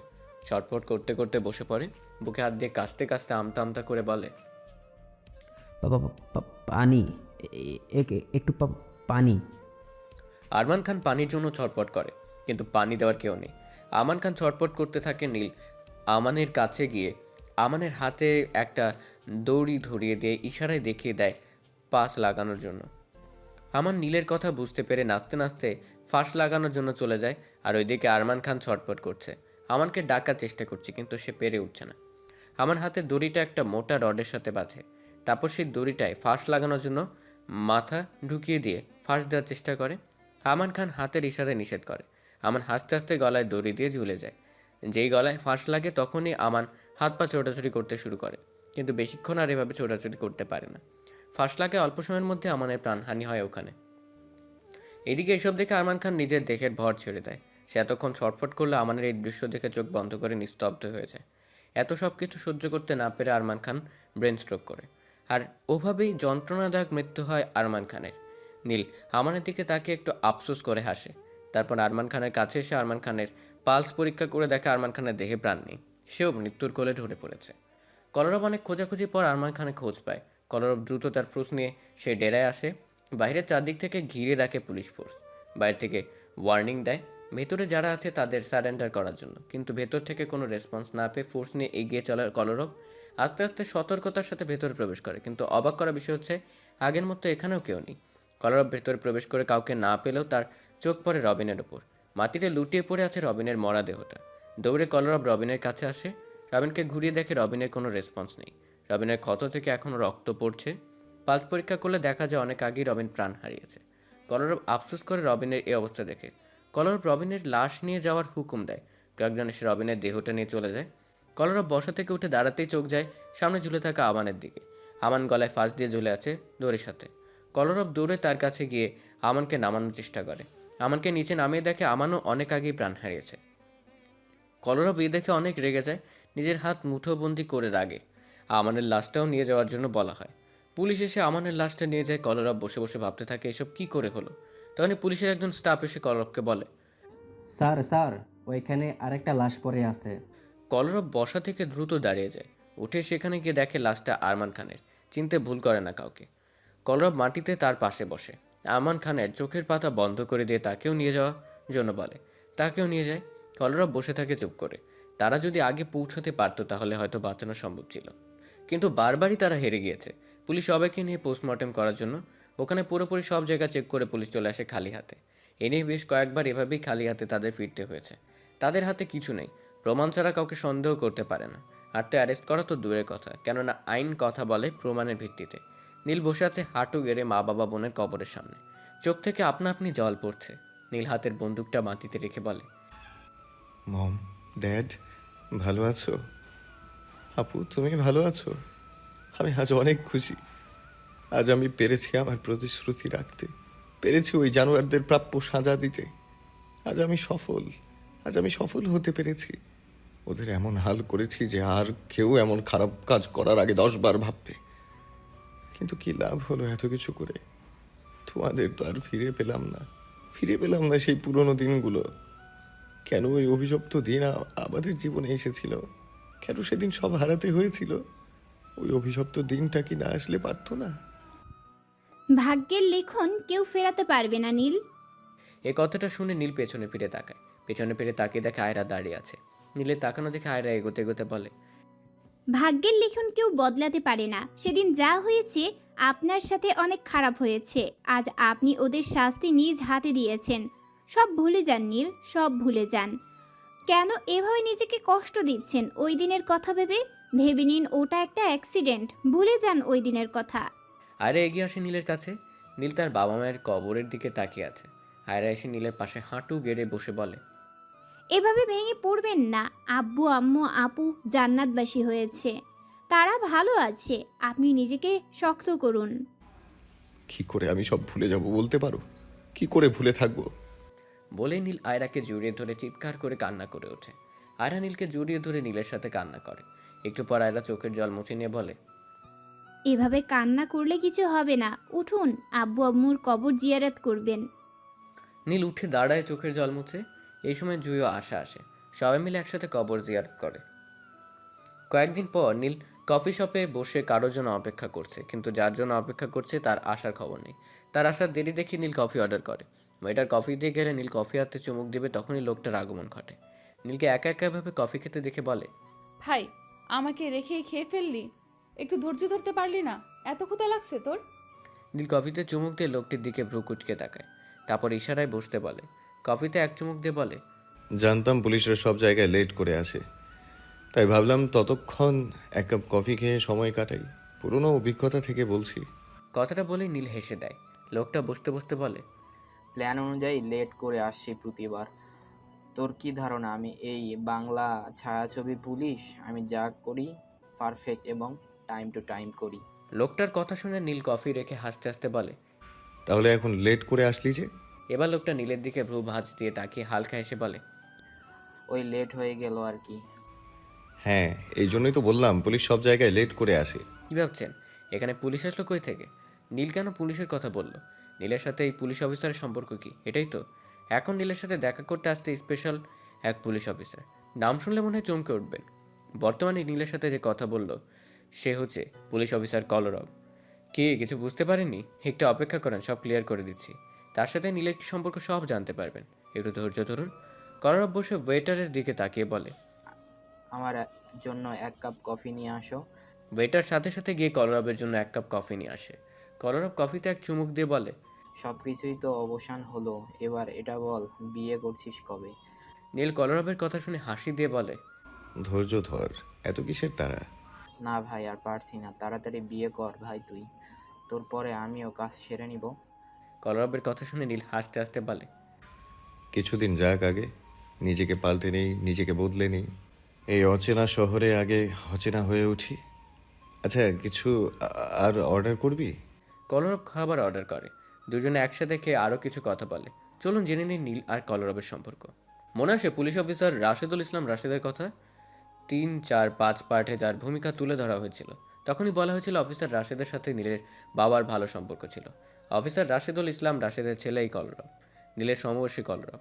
অতীতের ঘটে যাওয়া সব ঘটনার মূল সাক্ষী ছিলেন রাশেদ সাহেব। নীল যখন একা হয়ে যায় তখন সে কলরবকে সাথে করে নীলের সাথে দেখা করতে আসতেন। এমনকি নীল আর কলরব একই কলেজে পড়াশোনা করেছে আর ছোট থেকে দুজনে বন্ধু। রাশেদ সাহেব কলরবকে পুলিশে ভর্তি করেন আর কলরবকে নীলের সব ঘটনা জানিয়ে বলে নীলকে সবসময় সাহায্য করতে আর বিপদ থেকে রক্ষা করতে। তাছাড়া কলরব নীলের একমাত্র বন্ধু।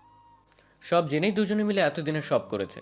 কলরব সবসময় নীলকে ইনফর্ম করে খবর দিয়েছে আর নীল সেই ইনফরমেশন অনুযায়ী সময় মতো কাজ করেছে, যার জন্য সহজেই প্রমাণ লোপাট করা সম্ভব হয়েছে। আর তাছাড়া যদিও প্রমাণ থেকে যেত তাহলে কলরব নিজে তা নষ্ট করত। দুজনে মিলেই ডোংরা খেলার পরিসমাপ্তি এনেছে। আর এই ছিল তাদের সম্পর্ক। সংক্ষেপে শেষ করলাম আর কি। কিছুদিন পর নীল বসে আছে আয়রার বাবা মায়ের সামনে, কোনো কথা বলছে না। দেখে মনে হচ্ছে দুনিয়ার সব ভদ্রতা নীলের ওপর এসে ভর করেছে। হ্যাঁ, সেই সাথে নিজের গেট আপও বদলে ফেলেছে। চুলগুলো আর আগের মতো অত বড় না, এলোমেলো না, চুলগুলো সামান্য বড় হলেও সুন্দরভাবে স্টাইল করে রাখা। ভদ্রলোকের পোশাক পরিধান করেছে, দেখে মনেই হচ্ছে না সে একজন সাইকো। নীলের দুই পাশে বসে আছে জুই, আশা আর কলরব। আয়রার বাবা মা নীলের সম্পর্কে অত কিছু জানে না। তারা নীলকে প্রথম দেখেছে, আয়রারই তাদেরকে নীলের কথা বলেছে।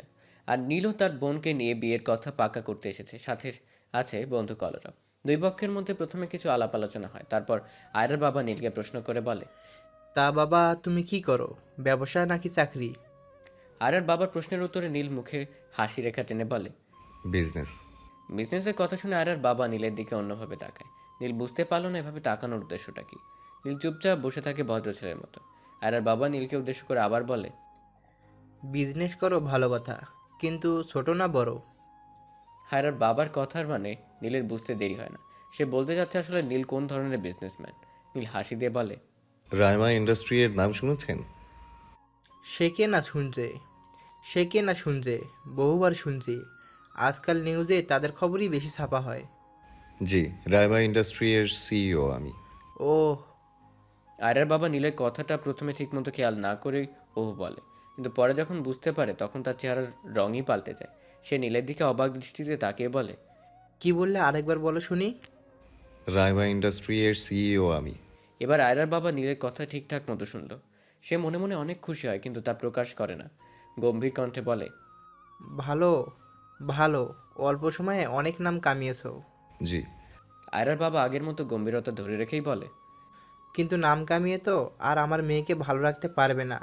আমার একমাত্র মেয়ের কথা ভুলেই যাবে বিজনেসের চাপে। একেবারে সময় হবে না আমার মেয়ের জন্য তোমার। তুমি কষ্ট না পেলেও আমার মেয়ে ঠিকই কষ্ট পাবে। ও ভেঙে পড়বে, আস্তে আস্তে শেষ হয়ে যাবে। আয়রার বাবা এই কথাটা বলে নীলকে পরীক্ষা করতে। সে এটা দেখতে যাচ্ছে নীল ঠিক কতটুকু ভালোবাসা আয়রাকে। নীল তার কথায় কিছু মনে করে না, সে বলতেই পারে। আর যদি প্র্যাকটিক্যালি ভাবা হয় তাহলে তার কথা শতভাগ সঠিক। নীল একটু নড়ে চড়ে বসে বসে বলে, আঙ্কেল, আপনার কথা ঠিক আছে, আপনি কিছু ভুল বলেননি। কিন্তু আঙ্কেল, আপনি এতটুকু নিশ্চিত হতে পারেন বাকিদের মতো আমি হব না। আপনার মেয়ের পাশে সব সময় ছায়ার মতো থাকবো। আর তাছাড়া অফিসে আমার তেমন যেতে হয় না, ম্যানেজার আছে, তার উপর সব দায়িত্ব। আমি জাস্ট মাঝে মধ্যে গিয়ে খোঁজ রাখি আর কি। এই সুবাদে আপনাকে এতটুকু ভরসা দিতে পারি যে আপনার মেয়েকে ভালো রাখতে, হাসি খুশি রাখতে আমি আমার সর্বত্র দিয়ে চেষ্টা করব। আর কষ্ট পাওয়া তো দূরের কথা, 1 মিনিট মন খারাপ করে থাকতে দিব না। আমি আপনার বাড়ির জামাই হওয়ার যোগ্য কিনা সেটা জানি না, তবে এটা জানি আপনার মেয়ে আমার কাছে ভালো থাকবে। আমাকে ছাড়া সে ভালো থাকতে পারবে না।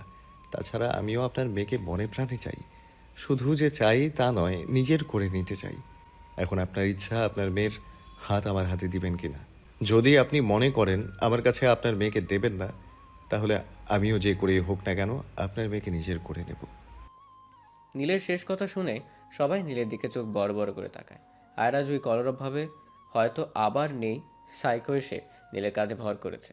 আয়রা তো ভয়ে ঢোক গিলতে থাকে যদি উল্টোপাল্টা কিছু বলে দেয়।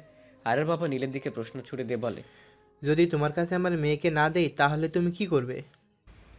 ছ্যাঁকা খেয়ে বসে থাকার মতো ছেলে আমি না, আর দেবদাস সবার মতোও ছেলে আমি না। আপনি যদি ভেবেই নিন আপনার মেয়েকে আমার কাছে দিবেন না, তাহলে আমি আপনাকে বাধ্য করব দিতে। আপনার মেয়েকে আমার কাছে বিয়ে দেন আর না দেন, একজনের কাছে তো দিতেই হবে নিশ্চয়ই। কিন্তু যতবার আপনার মেয়েকে বরপক্ষ দেখতে আসবে ততবারই আমি এখানে চলে আসব। আপনাকে সবার সামনে শ্বশুর বলে ডাকবো, আন্টিকে শাশুড়ি বলে ডাকবো, আর তখন বরপক্ষ চলে যাবে। এরকম হবে বারবার। শুধু তাই কি আচ্ছা শুধু কি তাই, বরপক্ষ দেখতে আসার আগে তাদের বাসায় গিয়ে হুমকি দিয়ে আসবো। আর না হয় নাই বললাম। এভাবে বরপক্ষ বারবার ফিরে যাবে, আপনার মেয়ের আর বিয়ে হবে না। শেষে উপায় না পেয়ে আমার সাথে আপনার মেয়ের বিয়ে দেবেন। নীলের সব কথা শুনে সবাই হা করে নীলের দিকে তাকিয়ে আছে। আর আয়রার বাবা সব শুনে হেসে দেয়। নীলের এসব কথা তার ভালো লেগেছে। সে বুঝে গেছে নীল তার মেয়ে মানে আয়রার জন্য পারফেক্ট। আয়রাকে ভালো রাখতে পারবে, আয়রাকে সুখী রাখতে পারবে। সে হাসতে হাসতে তার জায়গা থেকে উঠে এসে নীলের পাশে বসে। নীল একটু সরে বসে জায়গা করে দেয়। তারপর নীলের কাঁধে হাত রেখে সে বলে, আমি জানি আমার মেয়েকে তোমার থেকে ভালো আর কেউ রাখতে পারবে না। আমার মেয়ের জন্য তুমি সব দিক দিয়ে বেস্ট। শুধু কি তাই আমার মেয়ে জামাই হওয়ার জন্য পারফেক্ট তুমি? শুধু কি তাই আমার মেয়ে জামাই হওয়ার জন্য পারফেক্ট তুমি? আমার মেয়ে যে তোমার কাছে ভালো থাকবে তাতে কোনো সন্দেহ নেই। কিন্তু বাবা, আমার আদরের একমাত্র মেয়ে বলে কথা, কিছু তো বলতেই হয়।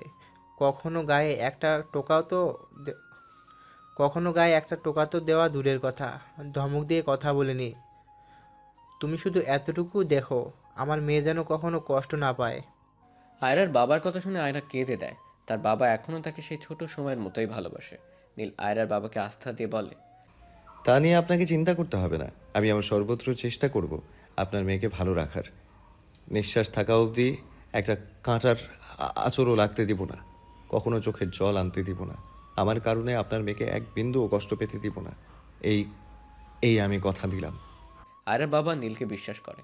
সেটা জানে নীল তার মেয়েকে ভালো রাখতে পারবে। সে তার মেয়েকে নীলের কাছে দিতে দ্বিধাগ্রস্ত হয় না। এরপর সবাই মিলে মিষ্টি মুখ করে। নীল আয়রার হাতে রিং পরিয়ে দেয়। আয়রাও নীলের হাতে রিং পরিয়ে দেয়। ঘরোয়াভাবে এঙ্গেজমেন্ট হয়ে যায় নীল আয়রার। কয়েকদিন পর আজ নীল আয়রার বিয়ে। বউ সাজে বসে আছে আয়রা, আর তার পাশেই জামাইয়ের বেশে বসে আছে নীল। দুজনকেই আজ দারুণ লাগছে। আয়রা লজ্জায় লাল হয়ে আছে। অবশেষে সে তার নীলকে নিজের করে পাচ্ছে। আর অপরদিকে নীল আয়রার লজ্জামাখা মুখ দেখে মুচকি মুচকি হাসছে। দুজনে আজ মন থেকে অনেক খুশি।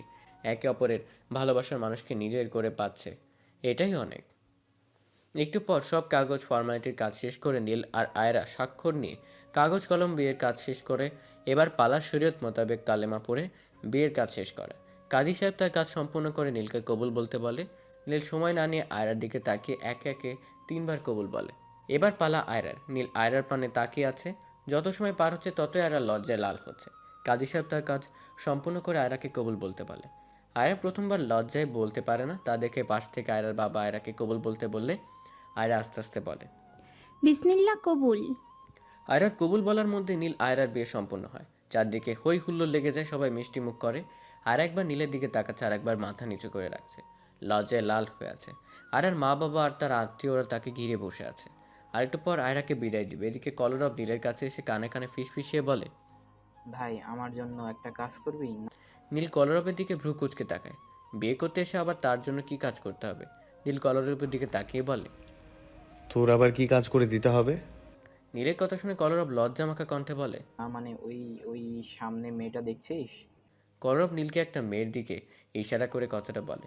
নীল তাকিয়ে দেখে আয়রার বান্ধবী, নাম হচ্ছে নিহিন। দেখতে মাশাল্লাহ। নীল যদিও পোড়া গন্ধ পায়, তবু না বোঝার ভঙ্গিতে বলে, হ্যাঁ তো না মানে মানে কি? ওকে যদি তোর ভাবি বানাই তাহলে কেমন হয়? আমাদের মানাবে তো? নীল কলরবের কথা শুনে মুখ টিপে হাসে, তারপর বলে, একদম বিশ্রী লাগবে। নীলের এই কথা শুনে কলরবের মনটা খারাপ হয়ে যায়। কলরব মুখ কালো করে বলে, ওহ, তাহলে কলরবের মুখের ভঙ্গি দেখে নীল হাসতে হাসতে বলে, মজা করলাম, তোদের অনেক সুন্দর মানাবে। তাই এখানে দাঁড়িয়ে আমাকে বললে হবে? কাছে গিয়ে কথা বল। ওহ তাহলে তাক। তোর মুন্ড, যা শালা ভাগ। নিহিন দাঁড়িয়ে ছবি তুলছে বান্ধবীদের সাথে, আর হাসাহাসিও করছে। কলরব কিছুক্ষণ দূর থেকে দেখেছে নিহিনকে। বেশ কিছুক্ষণ পর কিছু একটা ভেবে কলরব আস্তে আস্তে নিহিনের সামনে গিয়ে দাঁড়ায়। নিহিন কলরবকে দেখে তার দিকে ভ্রু কুচকে তাকায়। কলরব 1 সেকেন্ডও দেরি না করে বলে, এক্সকিউজ মি। নিহিন কলরবের দিকে তাকিয়ে বলে, জি বলুন। আপনার মোবাইলটা পেতে পারি? কলরবের কথা শুনে নিহিন একটু অবাক হয়, কেননা তার মোবাইল দিয়ে তার কাজ কি। তাছাড়া লোকটাকে নিহিন চেনেও না। চেনা জানা নেই, এসেই মোবাইল চাইলো। তাই তো নিহিন একটু অবাক হয়ে বলে, কেন? না মানে আমার ফোনের ব্যালেন্স শেষ, অনেক জরুরি একটা ফোন করতে হবে তো, তাই আশেপাশে কাউকে পাচ্ছি না, আর না তো কোনো দোকান আছে। যদি আমাকে একটু হেল্প করতেন, আপনার মোবাইলটা দিয়ে জাস্ট 1 মিনিট কথা বলতাম। কলরবের কথা শুনে নিহিন ভাবে অনেক এমার্জেন্সি কোনো কাজে ফোন করবে, নাহলে কি এভাবে অচেনা কারো কাছে মোবাইল চায়? জরুরি বলেই তো এভাবে চাইছে। নিন তাই অত শত না ভেবে কলরবের হাতে ফোনটা দিয়ে বলে, হ্যাঁ নিশ্চয়ই। কলরব নিহিনের হাত থেকে ফোনটা নিয়ে একটা নাম্বার তোলে ফোনে, তারপর ফোন করে সেই নাম্বারে। ফোনের রিং হতে কলরবের পকেটে থাকা নিজের ফোনটা বেজে ওঠে। নিহিন একটু অবাক হয়ে কলরবের দিকে তাকিয়ে থাকে, কিন্তু বুঝতে পারে না আসল কাহিনী। কলরব পকেট থেকে ফোনটা বের করে নিহিনের ফোন নিহিনের দিকে এগিয়ে দিয়ে বলে, এটা আমার নাম্বার। কলরবের এমন কথা শুনে নিহিন একটু নয় অনেকটা অবাক হয়। এটা তার নাম্বার না, যার নাম্বারই হোক, কিন্তু তাতে তার কি? তার থেকে বড় কথা জরুরি ফোন করবে, কিন্তু তা না করে নিজের নাম্বারে কেন ফোন করলো? নীল কলরবের দিকে তাকে অবাক হয়ে বলে, তো আমি কি করব? আপনি না বললেন জরুরি ফোন করবেন? তার কি হলো? আর আপনার নাম্বার দিয়ে আমি কি করব? কি করবেন আবার? কথা বলবেন আমার সাথে? আমি আপনাকে ফোন করব? ওই কলরবের এই কথায় নিহিন বোমা ফাটার মতো রেগে তেড়ে ওঠে। রাগে কণ্ঠে বলে, আমি আপনার সাথে কেন কথা বলতে যাব? হ্যাঁ, আপনি কে? হ্যাঁ, আপনাকে ভেবেছিলাম বিপদে পড়েছেন তাই এসেছেন সাহায্য চাইতে, কিন্তু আপনি তো মহা চিটার, চিটার বাটপার। নিহিন এবার রেগেই যায় কলরবের কাজে আর কথায়। বেচারা কত সুন্দর করে ছবি তুলেছিল, তার মাঝে এসে বাধা তো দিলই, সাথে তার মেজাজটাও খারাপ করে দিল। কলরব নিহিনকে থামিয়ে দিয়ে বলে, 1 মিনিট থামুন। আমি চিটার বাটপার কিছুই নই। আমি এসে যদি বলতাম আপনাকে আমার পছন্দ হয়েছে, আপনার নাম্বারটা দেন, আপনি কি দিতেন? কখনোই দিতেন না। উল্টো ভাব দেখাতেন, আর এসব ভাবটা আমার পছন্দ না। তাই বুদ্ধি করে আপনার নাম্বারটা নিলাম। এখানে বাটপার চিটার কি দেখলেন? কলরবের এমন কথা শুনে নিহিন তো আরও রেগে যায়। নিহিনের বান্ধবীরা কোনো রকম নিহিনকে আটকে রাখে, নাহলে তো কলরবকে মারতেই যেত। নিহিন রাগে কটমট করতে করতে বলে, বেয়াদব পোলা, আপনি কি ভেবেছেন আপনি ফোন দিবেন আর আমি বাবুসোনা বলবো?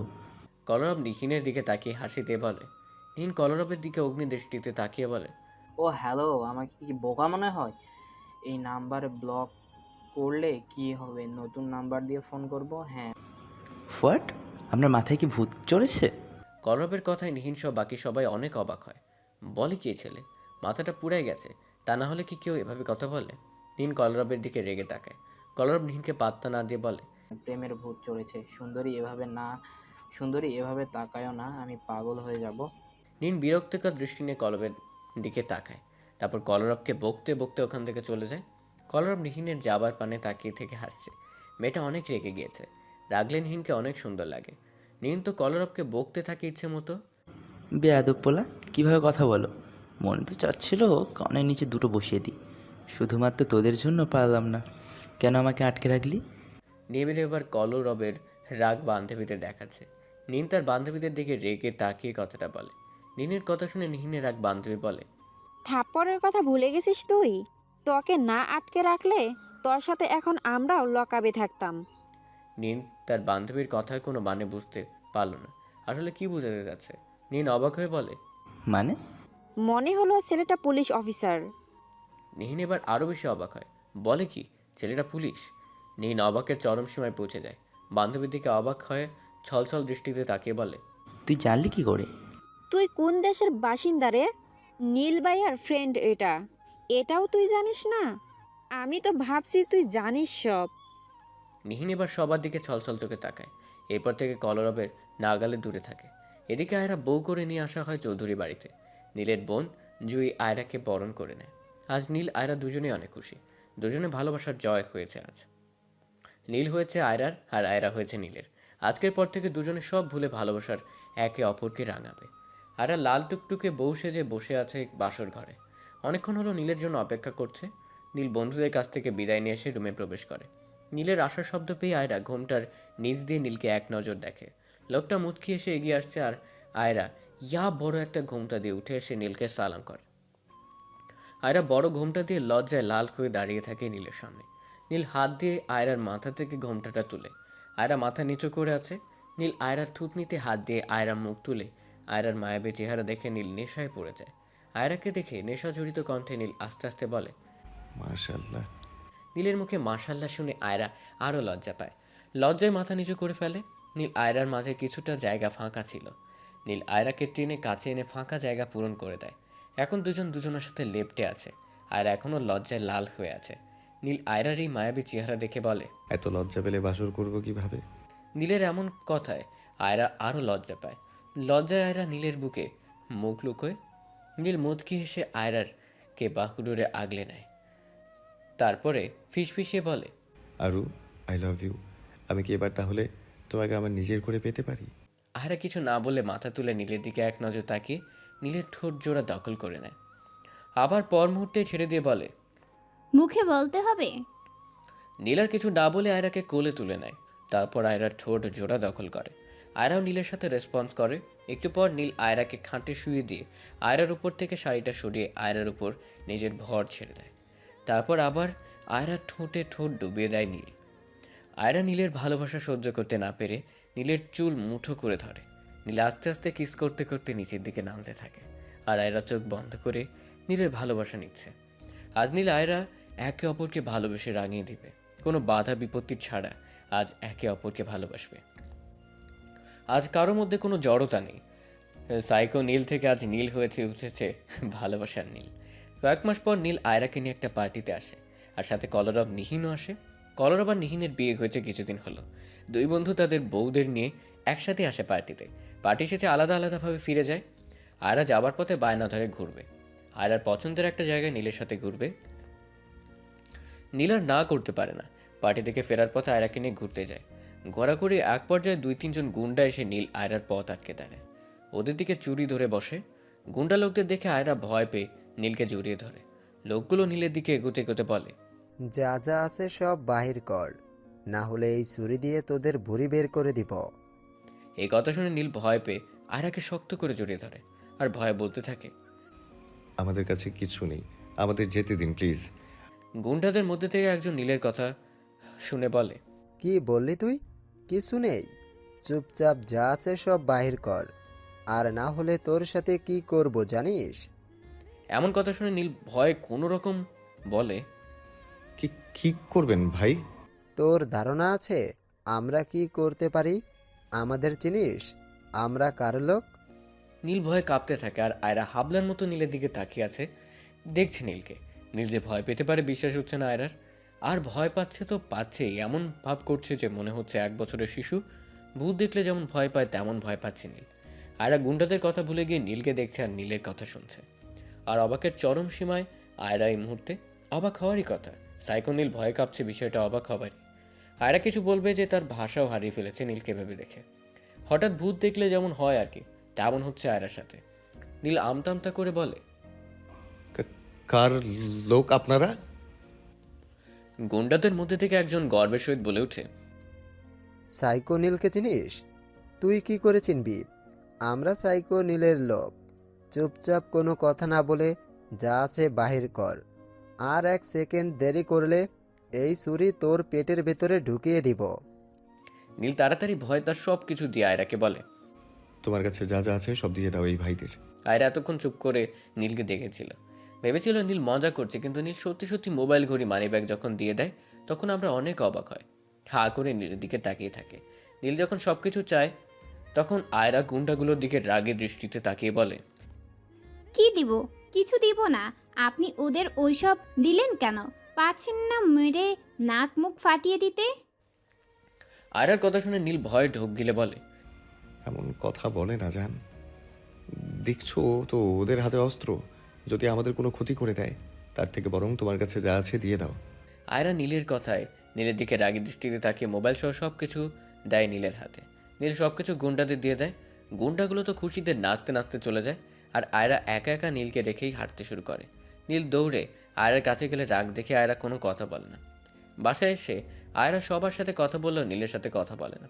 কয়েক ঘন্টা পর গুন্ডাগুলো আজকে সব মালপত্র টাকা ভাগ করে নিচ্ছে নিজেদের মাঝে। হঠাৎ করেই তাদের ভাগের মাঝে বিঘ্ন ঘটিয়ে নীল হাজির হয়। নীল সবার সামনে গিয়ে একটা ভাগ দেখিয়ে দিয়ে বলে, এটা আমার ভাগ। নীলকে দেখে গুন্ডাগুলো নীলের দিকে এড়ে তাকায়। নীল যখন ভাগের দাবি জানায় তখন একজন উঠে বলে, তোর আবার কিসের ভাগ? তোর সাহস কি করে হলো আমাদের আড্ডায় আসার? নীল কিছু না বলে একটা চেয়ার টেনে পায়ের উপর পা রেখে চোখ থেকে সানগ্লাসটা খুলে রেখে বলে, দেখ ভাই, আমার আর আমার বউয়ের কাছে যা যা নিয়েছিস সব দিয়ে দে, আর তা না হলে এখানের একটা ভাগ আমায় দিয়ে দে, সমান সমান।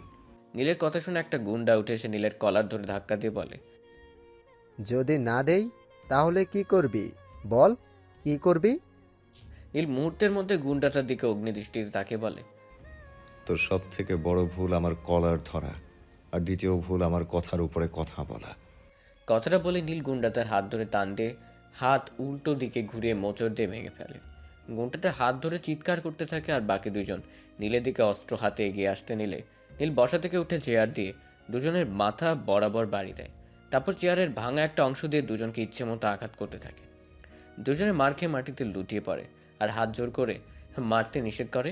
নীল থেমে যায়। তিনজনই মাটিতে গড়াগড়ি করছে। নীল একটা চেয়ার টেনে ওদের সামনে বসে বলে, কি বলেছিলি? তোরা সাইকো নীলের লোক, তাই না? কারো সামনে কখনো সামনে থেকে তাকে দেখেছিস? যদি দেখে আসতি তাহলে আর বলতি না। এর মধ্যে গোটা 10 লোক চলে আসে সেখানে। গুন্ডাগুলোকে মারতে মারতে আধমরা করে ফেলেছে নীল। মাটিতে গড়াগড়ি খাচ্ছে আর ব্যথায় গোড়াচ্ছে। নীল অনেক উত্তেজিত হয়ে বলে, চিনিস তোরা সাইকো নীলকে? কখনো দেখেছিস? তোদের ধারণা আছে সাইকো নীল তোদের সাথে কি করতে পারে? সাইকো নীলের মুখোমুখি হবার সাহস তোদের আছে? এই দেখ, আমি তোদের সামনে দাঁড়িয়ে আছি, সাইকো নীল, ভালো করে দেখে নে। নীলের মুখে যখন শুনে সে সাইকো নীল, তখনই ভয়ে তিনজন জ্ঞান হারিয়ে ফেলে। নীল ইশারা করতেই 2-3 লোক ওই গুন্ডাগুলোকে নিয়ে চলে যায়। নীল একটু বসে থেকে মাথা ঠান্ডা করে নিজের সব কিছু নিয়ে চলে আসে বাসায়। নীল বাসায় ফিরে আসে, সাথে করে সব কিছু নিয়ে আসে যা গুন্ডাগুলো নিয়েছিল। নীল আয়রা জিনিস টেবিলে রেখে ওয়াশরুমে চলে যায়। বের হয়ে এসে দেখে আয়রা নীলের দিকে তাকিয়ে আছে। মনে হয় এতক্ষণ নীলের আসার অপেক্ষায় করছিল। নীল কোনো কথা বলে না। আয়রা আস্তে আস্তে নীলের কাছে এগিয়ে এসে বলে, সত্যি করে বলুন তো, ওই গুন্ডাগুলো এখন কোন হাসপাতালে চিকিৎসাধীন অবস্থায় আছে? আয়রার এমন প্রশ্নের মানে নীলের ভালো করে জানা আছে। নীল আয়রার দিকে ভ্রু কুচকে তাকায়। আয়রা আবার বলে, না মানে একটু গিয়ে দেখা করে আসতাম আর কি। বেচারাদের কি হাল করেছেন। এবারও নীল আগের মতো তাকিয়ে আছে।